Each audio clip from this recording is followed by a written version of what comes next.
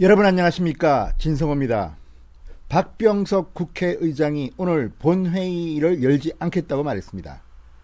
왜 그랬을까요? 자, 얼마 전까지만 해도 박병석 국회의장은 오늘까지 국회 원구성을 마치겠다고 했습니다. 다소의 횡포, 독재 이런 비판을 받으면서도 민주당 소속 출신 박병석 국회의장 원구성을 강행하려 했습니다.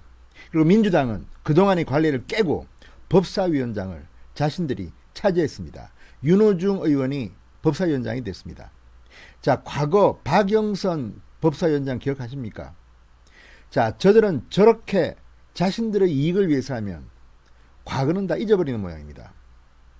아무튼 이런 민주당의 이 오만한 관행 깨기, 독재 의혹에 지금 통합당은 거세게 반발하고 있습니다.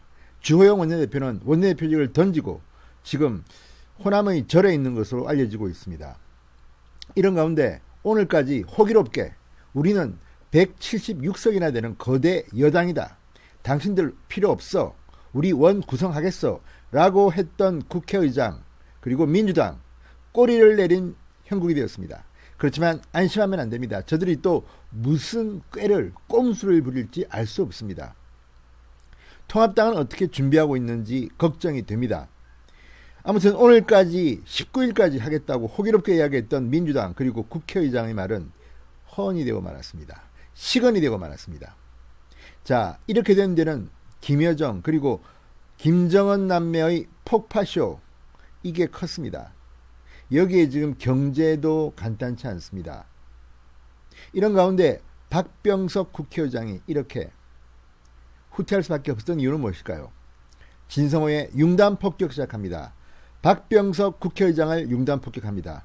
방송에 앞서 아직 진성호 방송에 구독자가 아니신 분들은 붉은색 구독 버튼 꾹 눌러주시기 바랍니다. 더 좋은 방송으로 보답하겠습니다. 자, 박병석 국회의장은 방금 전 야당의 원내 지도부 공백 등을 감안해 본회의를 개의하지 않기로 했다. 이렇게 말했다고 합니다. 한민수 국회 공보수석이 브리핑에서 말한 내용입니다. 자, 오늘 국회 본회의는 이 상임위원장 선출, 12개 상임위원회의 위원장을 선출하기 위한 본회의입니다. 지금 6개의 상임위원회는 위원장이 선출됐습니다. 통합당, 미래통합당의 이 불참 속에서 민주당 등이 그냥 독재적으로, 그냥 일방적으로 강행한 겁니다. 과거 야당이 맡았던 법사위원장 윤호중 민주당 의원이 위원장으로 선출됐습니다. 이런 가운데 나머지 12개 어떻게 나눌지 지금 박병석 국회의장 민주당 쪽은 11대 7을 이야기합니다. 18개 상임위가 있는데 그중에 7개를 통합당이 주고 야당이 주고 11개를 자기들이 하겠다는 겁니다. 그런데 꼭 끼어 있어야 될 법사위원회를 빼버렸습니다. 지금 이것 때문에 21대 국회는 원구성 자체가 지연되고 있습니다. 하지만 너무 초조해하지 마십시오. 저는 지금도 기억합니다. 18대 국회, 그때 민주당은 80석 정도의 아주 작은 제1야당이지만 힘이 작았습니다. 그렇지만 저들은 끝까지 이명박 정부, 한나라당에 대한 저항 또는 반발, 그래서 결국 원구성이 몇 달 동안 안 된 적도 있습니다. 자, 지금 중요한 것은 단기적인 문제도 중요하지만 장기적으로 앞으로 통합당이 어떻게 그림을 그려갈 것이냐가 중요합니다.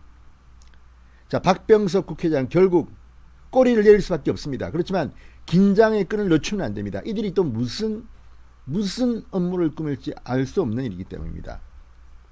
박병석 의장은 한민수 공보수석 브리핑을 통해서 이렇게 말했습니다. 지금은 국가 비상 시국이다. 민생경제와 국가 안보 앞에서 여야 야가 따로 있을 수 없다. 양당 원내대표는 하루빨리 합의해달라.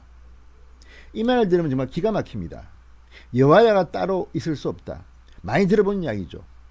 보수 세력이 집권했을 때 이런 말을 하면 민주당 쪽이 뭐라고 반발했습니까? 이제 그들이 이런 말을 하고 있습니다. 자, 박병석 의장은 다음 본회의 일정을 명시하지는 않았습니다. 이 한수석은 박 의장이 여야 모두와 꾸준히 접촉하고 있다. 상임위원장을 의석 비율대로 11대 7로 배분하고 법사위와 예결위는 여야가 나눠 맞는 걸로 분리한다는 입장에 변화가 없다고 설명했습니다. 변한 건 없습니다. 자기들 하고 싶은 대로 하겠다는 겁니다. 룰이고 뭐고 우리가 만들면 다 이게 법이니까 당신들 따라와. 이게 지금 민주당 쪽의 속셈인 것 같습니다. 자, 지난 15일 본회의가 열렸습니다. 그리고 더불어민주당 등 범여권 정당들, 미래통합당이 불참한 가운데 법사위원장 등 6개 상임위원장을 단독 선출했습니다. 국회에서 이런 식으로 제1야당을 빼고 단독 선출한 예를 기억하십니까? 이 오만한 문재인 정권, 그러다가 일이 터지니까, 개성의 김여정 폭파쇼가 터지니까 이렇게 꼬리를 내린 게 아닌가 싶습니다. 자, 이제 다음 주 초부터 다시 협상은 진행됩니다. 원구성 협상이 시작됩니다. 어떻게 될까요? 민주당 김영진 논내수석 부대표는 이렇게 말했다고 합니다. 긴박한 남북문제 해법을 마련하기 위해 통합당이 우선 외통, 국방, 정보, 행안위 등 관련 상임위를 정상 가동할 수 있도록 참여해달라. 자기들 하고 싶은 건 다 했다는 겁니다. 야당에 양보할 건 하나도 해주지 않고 자기들 마음대로 휘두르겠다는 겁니다. 이게 독재가 아니면 뭐가 독재입니까? 주호영 원내대표는 지금 원내대표직을 던지고 행적을 감췄습니다. 너무 쉽게 협상에 임해도 저는 안 된다는 생각이 듭니다.